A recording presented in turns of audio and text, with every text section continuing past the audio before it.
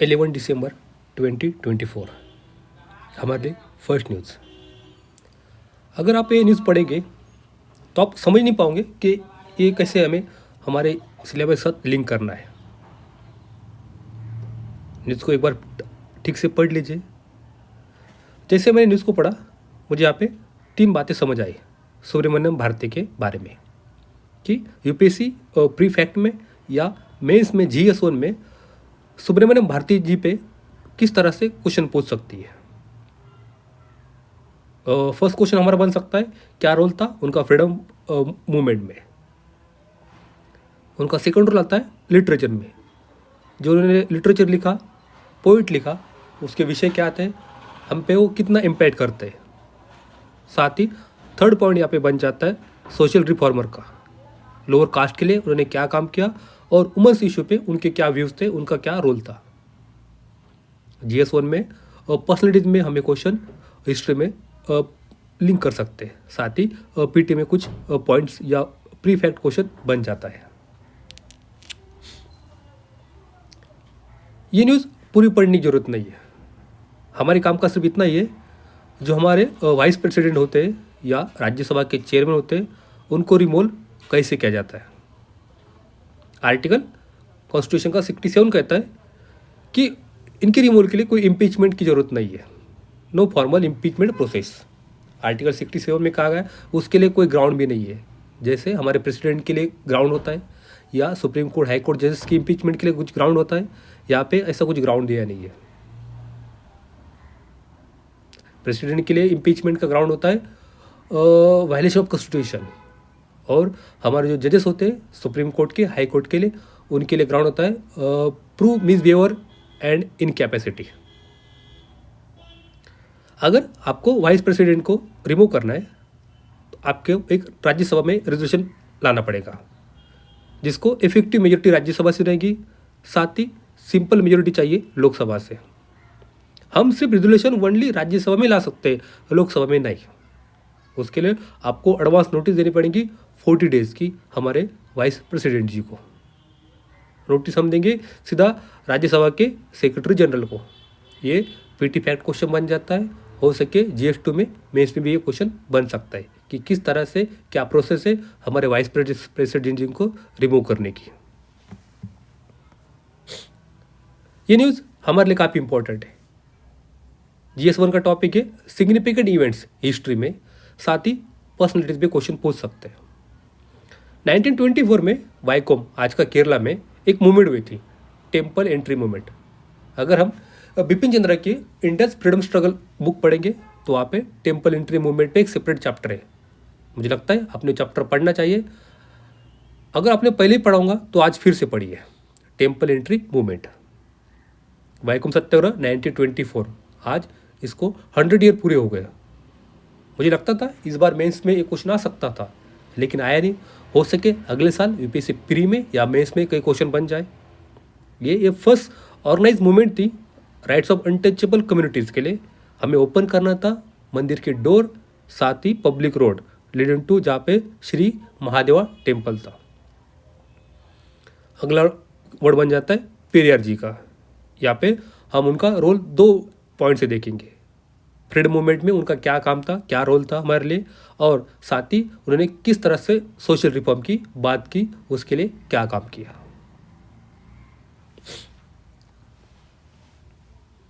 ये news important है PVTG के बारे में।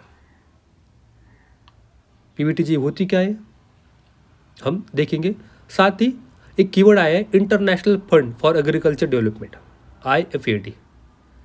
1974 में एक कॉन्फ्रेंस हुई थी, वर्ल्ड फूड कॉन्फ्रेंस। उसका आउटकम था हमारा IFAD, जो 1977 में बना था। काम करता है अंडर यूनाइटेड नेशन। इसके 3 ऑब्जेक्टिव है। हमें कैपेसिटी बिल्ड करनी हमारे पुअर पीपल की, साथ ही हमारे जो किसान भाई होंगे दुनिया भर के, उनको मार्केट में पार्टिसिपेशन लेना है। हम क्लाइमेट रेजिलिएंट की तरफ चलेंगे, साथ ही इन्वायरमेंट को सस्टेन रखेंगे। इसमें कीवर्ड आता है PVTG, particularly vulnerable tribal groups. अगर हमने ये न्यूज़ ठीक से पढ़ ली, आप सेकंड पैसेज की सेकंड लास्ट लाइन देखिए, पीएम जनमन, जहां पे एम्स है to ensure holistic development of PVTG in 18 state, 18 राज्यों में पीवीटीजी है और एक यूनियन टेरिटरीज में। उड़ीसा जहां पे 13 पीवीटीजी है आउट ऑफ 75। अब क्वेश्चन की तरफ चलते हैं। 2019 में प्री में क्वेश्चन आया था, PVTG reside in 18 state and 1 UT. बात सही है, अभी हमने न्यूज़ में पढ़ी। सेकंड पे चलते हैं, एक स्टैग्नेंट और डिक्लाइन पॉपुलेशन है, इनका एक क्राइटेरिया हमें डिटरमाइन करने के लिए पीवीटीजी। ये बात सही भी हो सकती है और नहीं भी हो सकती। थोड़ा आगे चलते हैं, अभी 95 पीवीटीजी है, हाँ यहीं पे रुक जाते हैं। हमने अभी न्यूज़ में पढ़ा 75, यहाँ पे बात की उन्होंने 95 को। अगर हम 3 स्टेटमेंट कट कर देते हैं तभी भी हमारा आंसर मिल जाता है। और Irular and Konda Reddi tribes are included in the list of PVTG. ये भी सही है, ये उस टाइम का करंट का क्वेश्चन था। अगर हमने 3 भी कट कर दे जाते तो हमें हमारा आंसर सी मिल जाता है।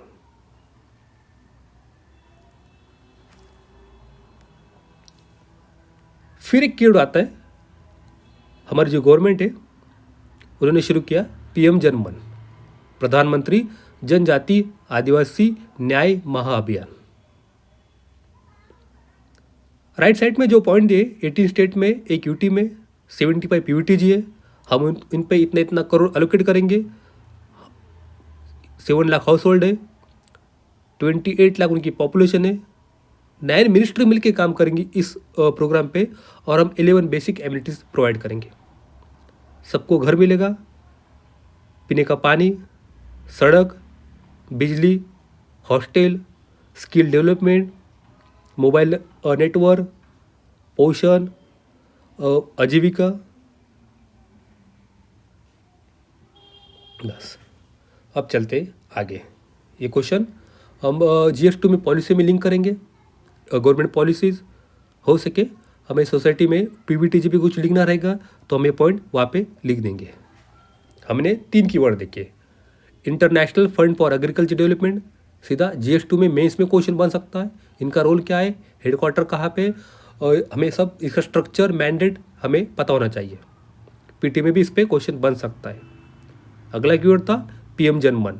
पीएम जनमन क्या है हमने अभी देखा, जहाँ पे बेसिक एमिनिटीज़ आपको मिल जाएंगी जो पीवीटीजी में आते हैं। थर्ड कीवर्ड आता है हमारा पीवीटीजी। पीवीटीजी क्या है ये भी हमने भी देख लिया। न्यूज़ पेपर पढ़ते टाइम हमें ज़्यादा डीप में जाने की ज़रूरत नहीं है, हमें बस उसका जो बेसिक पता होना चाहिए, साथ ही PYQ देखते चलने चाहिए। अब चलते आगे। इस पर और एक कीवर्ड आ जाता है इस न्यूज़ में, मुझे लगता है ज़्यादा बुक्स पढ़ना बेटर रहेगा नहीं। आप हिंदू पढ़िए, ठीक से पढ़े। आप हिंदू को या हम मिलके हिंदू को न्यूज़ बेस नहीं पढ़ेंगे, हिंदू पढ़ना चाहिए इशू बेस। अगर एक बार आपको इशू समझ आया या वो न्यूज़ समझ आई तो बेटर है, आपका 50% सिलेबस, 50% क्वेश्चन हिंदू से डायरेक्टली इनडायरेक्टली कवर हो जाएंगे। बस आपको कीवर्ड पकड़ जाना चाहिए। सेकंड लास्ट कॉलम में पैसेज में यहाँ पे कीवर्ड है डोंगरे अकाउंट। एक पीवीटीजी है उड़ीसा में।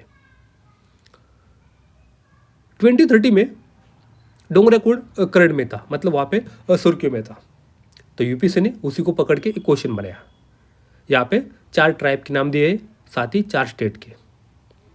लिम्बू ट्राइब हमें पता है सिक्किम में, ये तो सही है। कार्बी तो आसाम में, कार्बी एनालॉग 2 गलत हो जाता है। डोंगरे अकाउंट अभी हमने पढ़ा उड़ीसा में, और बोंडा आता है उड़ीसा में। अब चलते आगे। ये एडवर्टाइजमेंट अगर देखेंगे तो हमारे कुछ भी काम की नहीं है। कोई टेंडर निकला है, कोई वैकेंसी सर्कुलर है, लेकिन इसमें जो 3 कीवर्ड है हमारे लिए काफ़ी इंपॉर्टेंट है। 3 पॉइंट। फर्स्ट आता है marine products export development authority. हमें देखना है एक कब बना था, किस एक्ट के अंडर बना था। सेकंड हमें देखना है एक किस मिनिस्ट्री के अंडर में। यहाँ पे नाम सीधा दिखता है minister of commerce and industry में, और इसका हेडक्वार्टर कहाँ पे, केरला में। ये सीधा पीटी फैक्ट पॉइंट बन जाता है। मेंस में हो सके क्वेश्चन पूछेगा नहीं, लेकिन प्री में तो बन ही जाता है। चलते आगे। कोड ऑफ कंडक्ट जजेस नीड टू फॉलो, ये हमारे लिए काफ़ी इंपॉर्टेंट आर्टिकल है। GS2 में जुडिशरी से हम इसको लिंक करेंगे। आर्टिकल पूरा पढ़ने की जरूरत नहीं है, फर्स्ट कॉलम तो इतना इंपॉर्टेंट नहीं है, मतलब जो इम्पोर्टेंट है, लेकिन जो प्रीटी में या मेंस में लिखने के काम नहीं आएगा। हम इसमें से हमारे लिए क्या काम का है उतना ही उठाएंगे। जजेस कोड ऑफ कंडक्ट, हमारी जो जुडिशरी है उसके जो 2 फाउंटेन पे उसको पावर मिलती है। पब्लिक ने मान लिया है अथॉरिटी ऑफ जुडिशरी की, हाँ आप जुडिशरी हो, हम आपने जो कहा हम वो फॉलो करेंगे। साथ ही इंटीग्रिटी ऑफ जुडिशरी की 1997 में सुप्रीम कोर्ट ने एक कोड ऑफ इथिक्स जुडिशरी के लिए बनाया, उसको अडॉप्ट किया। Restatement of values of judicial life, judiciary के बारे में हमें कुछ भी लिखना हो तो डेफिनेटली ये कीवर्ड हमारे आंसर में होना चाहिए। एक primary code of conduct ethics है हमारे गवर्निंग जुडिशियल बिहेवियर का। उसमें रूल 1 कहता है बिहेवियर ऑफ अ जज must reform people faith in impartiality of judiciary. Any act of a जज विच arrowed credibility of this perception has to be avoided. Very important line judiciary में आया तो आप ये पॉइंट सीधा लिख सकते हो। फिर 2002 में एक कॉन्फ्रेंस हुई थी जुडिशियल कंडक्ट की बेंगलोर में, उसका आउटकम आया Bangalore principle of judicial conduct 2002।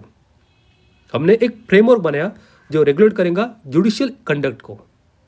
एक जज को इंश्योर करना चाहिए his conduct both in and out of court maintain करना है एंड इन्हांस करना है confidence of public legal profession का, साथ ही लिटिगेंट का, इन इम्पार्शलिटी ऑफ जज एंड जुडिशरी में। ये जो चार्टर रिक्वायर करता है जज को to be aware of and understand diversity in society and treat all equally. Bangalore principle और पीटी फैक्ट पॉइंट बन जाता है। मैं इसमें जुडिशरी के साथ में कुछ लिखना है तो हमें पॉइंट वहाँ पे कोट कर देंगे। ये आर्टिकल काफ़ी इंपॉर्टेंट है। Behind the great Indian internet shutdown, GS2 में Indian policy, education, economy, ethics, evergreen article है, हम कहीं भी लिख सकते हैं इसके जो पॉइंट्स हैं। सीधा मेंस में क्वेश्चन बनेगा नहीं, लेकिन इनडायरेक्टली इसके इतने अच्छे अच्छे पॉइंट्स हैं हम वहाँ पे लिख देंगे। इंटरनेट शटडाउन 2020 में सुप्रीम कोर्ट में एक केस आई थी, Anuradha Bhasin versus union of India. Supreme court ने कहा कि access to information via internet ये खुद एक फंडामेंटल राइट है हमारे इंडियन कॉन्स्टिट्यूशन के अंडर में। Any restriction on internet access by government must be temporary, limited in scope, lawful, necessary and proportionate होना चाहिए। केस के बाद हमने एक्सपेक्ट किया था अब लिमिट हो जाएंगी इंटरनेट सस्पेंशन पे। अगर हमें लगाना भी चाहिए सस्पेंशन तो पब्लिक इमरजेंसी कंडीशन में या फिर पब्लिक सेफ्टी को कोई थ्रेट हो तभी लगाएंगे। अनफॉर्चुनेटली हुआ क्या, ये जो प्रोमिस किए गए अभी भी अनफुलफिल है। ईयर फॉलोइंग डिसीजन 2020 के मोर इंटरनेट शटडाउन भारत में ज़्यादा होने लगे। India internet restriction more than 70% of total loss to global economy in 2022 में। साथ ही India remains infamous as the internet shutdown capital of world.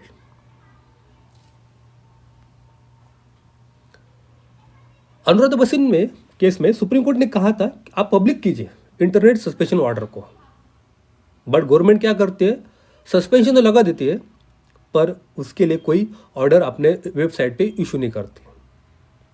अगर किसी पर्सन को एग्रीमेंट हो जा रहा है उसका रिस्ट्रिक्शन, वो कोर्ट जा नहीं सकता, क्योंकि कोर्ट जाने के लिए आपको ऑर्डर की लीगलिटी होनी चाहिए।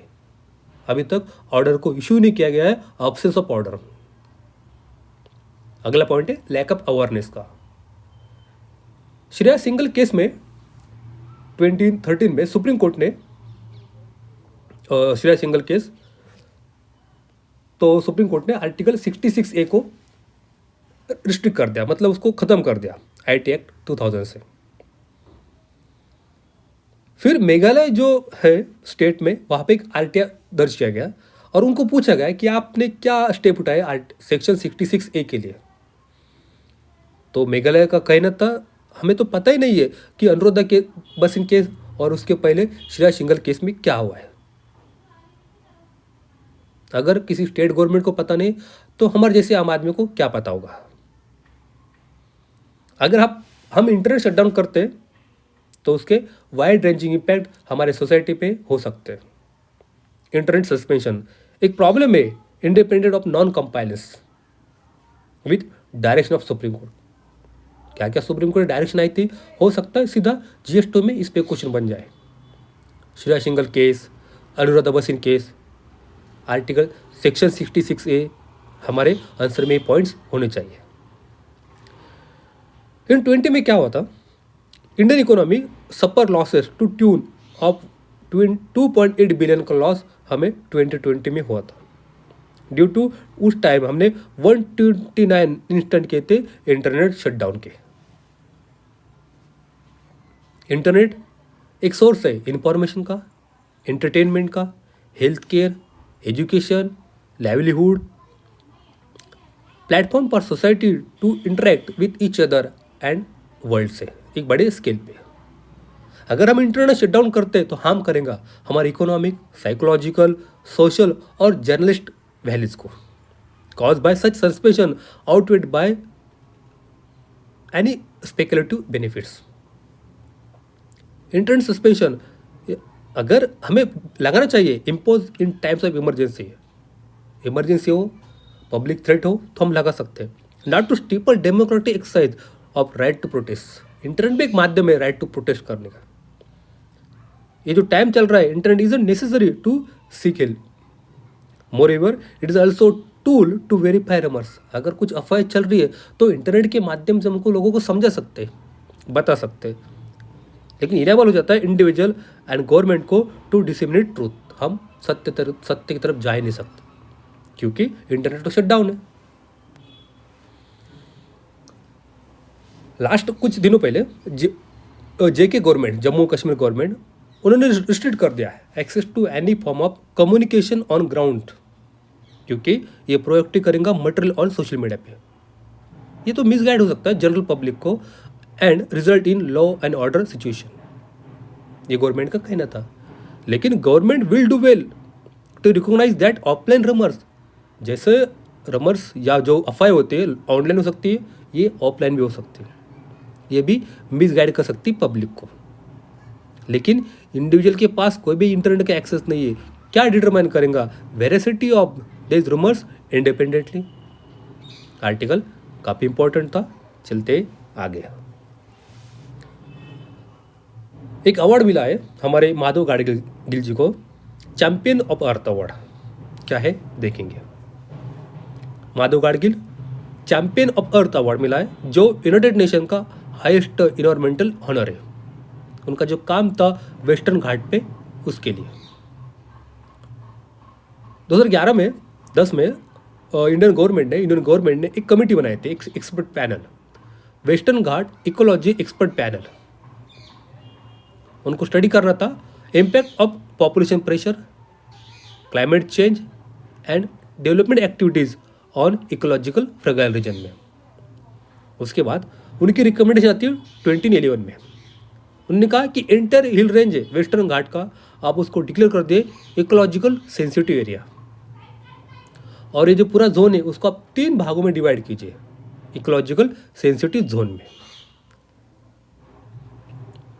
ये तो हमारे लिए बेसिक था।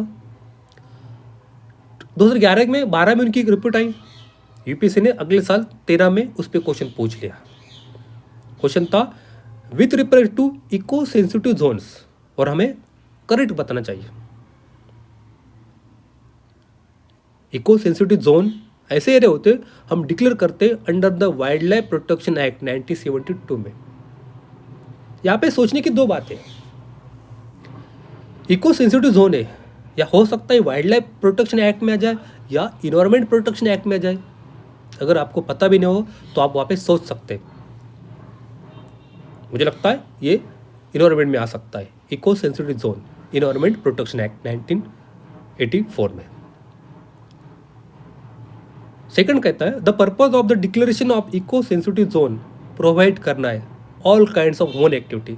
All kinds of human activity ऐसा हो ही नहीं सकता, कुछ ना कुछ तो करना पड़ेगा आपको। इन दो जोन एक्सपेक्ट एग्रीकल्चर, हाँ एग्रीकल्चर तो करेंगे, टूरिज्म भी हो सकता है वहाँ पे, स्मॉल हाइड्रो प्रोजेक्ट भी हो सकते हैं वहाँ पे, हम रिन्यूएबल एनर्जी वो इस्टेब्लिश कर सकते हैं, रिक्रिएशन के लिए जा सकते हैं। तो इस हिसाब से दोनों भी आंसर यहाँ पे रॉन्ग हो जाते हैं, neither one neither two. Thank you.